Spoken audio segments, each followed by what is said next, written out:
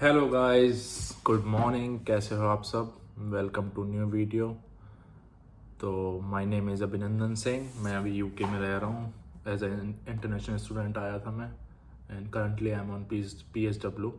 तो आज मैं आपको वीडियो का टॉपिक कवर करने वाला हूँ कि how to become a nurse in UK, क्योंकि बहुत ज़्यादा मैंने देखा है क्वेरीज आती हैं NHS की वीडियो को लेके कि हम इंडिया में हैं, हम BSc नर्सिंग कर रहे हैं, हम यूके में कैसे नर्स बन सकते हैं, क्योंकि NHS जो है वो देता है स्पॉन्सरशिप वीज़ा। मीन्स NHS ही स्पॉन्सर करेगा आपको। NHS यहाँ का ट्रस्ट है यूके का, एज अ गवर्नमेंट ट्रस्ट है, वो वहाँ से स्पॉन्सर करता है नर्सिस को। और उसमें आपका कोई भी पैसे नहीं लगते। सारे स्पॉन्सरशिप में जो भी पैसे होते हैं वो सारे ट्रस्ट ही देता है, ठीक है।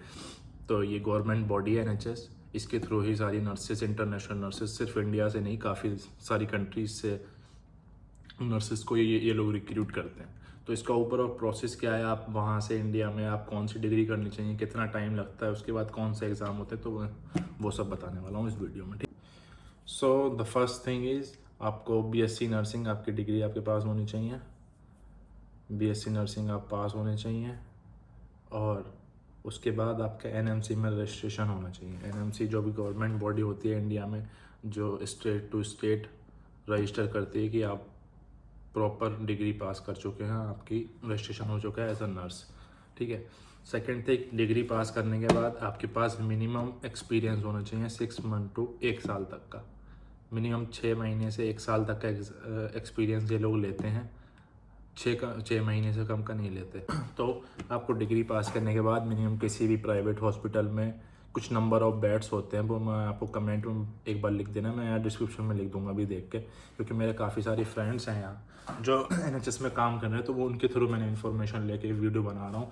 जो भी मैंने रियल लाइफ सिचुएशन देखी है, कुछ लोग मेरे सामने आए हैं, कुछ लोग अभी मेरे आने को बैठे हैं। काफ़ी सारे के सारे एग्ज़ाम क्लियर हो गए हैं, सारे स्टेप्स क्लियर हो गए हैं, प्रोसेस हो गया, इंटरव्यू हो गया, सब कुछ हो गया। तो फर्स्ट स्टेप हो गया आपका कि आपको नर्सिंग की डिग्री आपके पास होनी चाहिए। सेकंड स्टेप, आपके पास NMC का रजिस्ट्रेशन होना चाहिए, जो भी होता है जिस स्टेट में भी आप कराते हो। थर्ड चीज़, आपको रजिस्ट्रेशन के बाद कोई गैप नहीं होना चाहिए, आपके पास तुरंत ही उसका फर्दर जो एक्सपीरियंस मांगते हैं वो लोग 6 महीने किसी भी हॉस्पिटल में भी।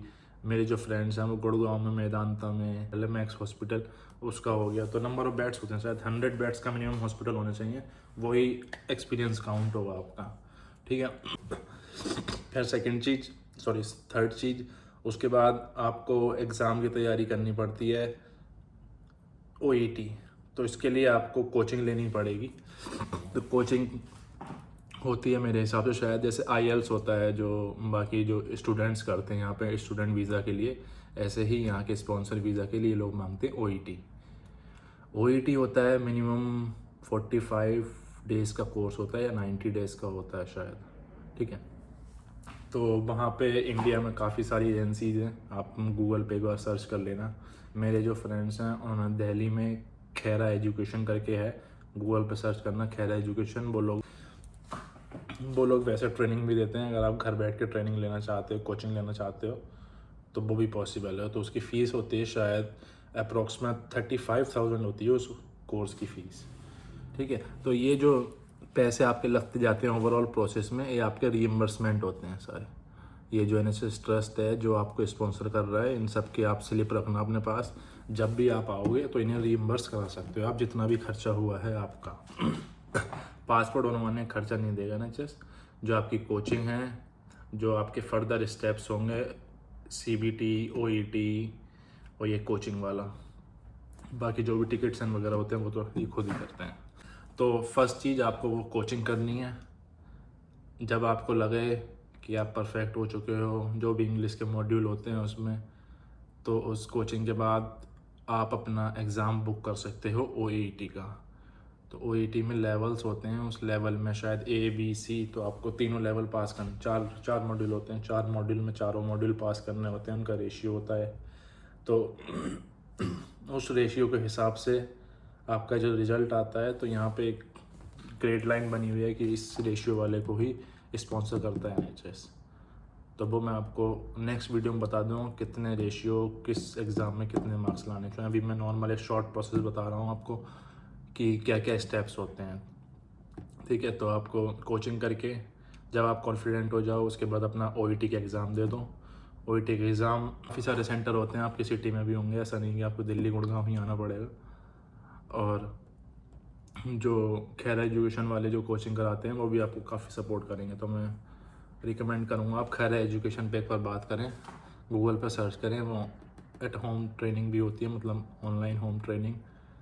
और आप इन हाउस जाना चाहते हैं इनकी कोचिंग में तो वहाँ भी जा सकते हैं आप, ठीक है। OET हो गया आपका पास, अगर OET क्लियर होता है उसके आप CBT बुक करें। CBT होता है मल्टीपल चॉइस क्वेश्चन, तो ये पास करने होते हैं, 2 सर्टिफिकेट होते हैं। उसके बाद OET आपकी BSc की डिग्री हो गई नर्सिंग की, आपकी कोचिंग क्लियर हो गई, उसके बाद ही आप OET दे पाएंगे। OET क्लियर हो गया आपका, फिर CBT दे पाएंगे। CBT के बाद आपका प्रोसेस स्टार्ट होता है फिर UK का। उसके पहले आप UK में कोई बात नहीं कर सकते। आपको लगे वैकेंसी है, या वो जो ट्रस्ट वाले होते हैं TNAI जो ट्रस्ट है, मैंने यही सुना है TNAI, जो मैं अपने फ्रेंड्स के थ्रू जो इन्फॉर्मेशन मिली है वही आपको कन्वे कर रहा हूँ। तो TNAI के थ्रू जो ट्रस्ट है वही अपनी वैकेंसी में हेल्प कराते हैं, वो बात करते हैं, आपका पूरा रजिस्ट्रेशन प्रोसेस करते हैं वो लोग। रजिस्ट्रेशन प्रोसेस के बाद आपका सारा डॉक्यूमेंटेशन होता है, जो भी आपकी प्रॉपर डिग्री हो गया, जो भी आपके सर्टिफिकेट्स हो गए, जो भी आपने टेस्ट दिए, ये सारे देने होते हैं। उसके बाद फिर वो लोग आपका इंटरव्यू शेड्यूल करते हैं। इंटरव्यू होता है ऑनलाइन, जूम कॉल या गूगल मीट्स पे, जैसे भी आपको ऑनलाइन होते हैं, आपको पता ही है। तो वो इंटरव्यू शेड्यूल होने के बाद काफ़ी सारे वीडियो कॉल इंटरव्यू होता है। वो यहाँ के जो नर्सेस होती हैं या जो भी हेड स्टाफ होता है वो आपसे बात करेंगे। अगर उसमें आप पास होते हैं, उसके पास आपके पास मेल आती है कि you have been pass the interview, तो आपका फर्दर प्रोसेस स्टार्ट हो जाता है TNAI की तरफ से।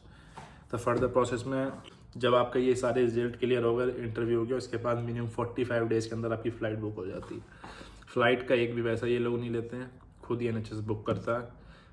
एंड ट्रस्ट में शुरू में जो बच्चे यहाँ आते हैं, जो भी स्पॉन्सर वीज़ा पे आते हैं, उनको 1 महीने का एकोमोडेशन प्लस खाने का जो भी इनिशियल्स होता है 1 वीक का, वो ये लोग देते हैं ताकि वो सेटल हो पाए। तो मैं ये कहूँगा बेस्ट स्पॉन्सरशिप जॉब है ये अभी तक जो भी मैंने देखी, क्योंकि यहाँ पे स्टूडेंट आके बहुत हसल करते हैं, बहुत स्ट्रगल करते हैं। तो अगर आपने BSc नर्सिंग कर चुके हो तो गो फॉर इट। लेकिन अभी रिक्रूटमेंट रुकी हुई है पूरे UK में, ऑल ओवर UK अभी रिक्रूटमेंट नहीं हो रही है, ठीक है। तो आपके ये सारी चीज़ें हो गई, 4 स्टेप हो गए। BSc नर्सिंग हो गया, आपने कोचिंग ले ली, उसके बाद आपने CBT क्लियर कर दिया, OET ले लिया, सारे सर्टिफिकेट हो गए आपके पास। लास्ट स्टेप होता है आपको अपने जो PCC बनवाना होता है, पासपोर्ट सेवा केंद्र में जाके, वो आपको पता चल जाएगा। आपको जैसे ही प्रोसेस स्टार्ट करेंगे आप, वो सारे स्टेप टू स्टेप सब बता देंगे। मैं एक ब्रीफ इंट्रोडक्शन दे रहा हूँ आपको कि आपको ऐसे ऐसे करना है, क्योंकि काफ़ी ज़्यादा क्वेरीज आती हैं। मेरे दोस्तों ने बताया था, वो इंस्टाग्राम पे एक्टिव रहते हैं, तो उनके पास काफ़ी सारे क्वेश्चन आते हैं, हमें स्टेप्स ही क्या लेने हैं। तो वो मेरे स्टेप्स यही हैं, आपको ये एग्ज़ाम करो। मैंने आपको खैर एजुकेशन का बता दिया, गूगल पर सर्च करके आप उससे पूछ लो, वो सारी आपको इन्फॉर्मेशन दे देंगे। तो ये सारे प्रोसेस होने के बाद यहाँ पे जब भी रिक्रूटमेंट होती है तो वो आपसे पूछते हैं आप कौन से इनटेक में आना चाहते हो। तो आपके सारे डॉक्यूमेंटेशन करके आपकी टिकट यही लोग बुक करेंगे, और जो भी आपका खर्चा हुआ है OET CBT कोचिंग, ये सारा रीइंबर्समेंट हो जाता है आपको 2 महीने के बाद यहाँ आने के बाद। और आप टेंशन मत लो, 1 महीने यहाँ आने के बाद अकोमोडेशन ये लोग देते हैं, तो आपको काफ़ी टाइम होता है ढूंढने का सेट होने का। और काफ़ी ज़्यादा इंटरनेशनल नर्सेस हैं यहाँ पे, तो इंडिया के भी काफ़ी लोग हैं, तो आपको इजी हो जाता है, लोगों से जान पहचान हो जाती है, उसकी कोई दिक्कत नहीं है। तो ये थे ओवरऑल सारे स्टेप्स। बाकी और जो भी क्वेश्चन हो, क्वेरी हो, आप मुझे बता देना, मैं नेक्स्ट वीडियो में कवर करूँगा NHS की, ठीक है। Thank you, have a good day, see you later, bye.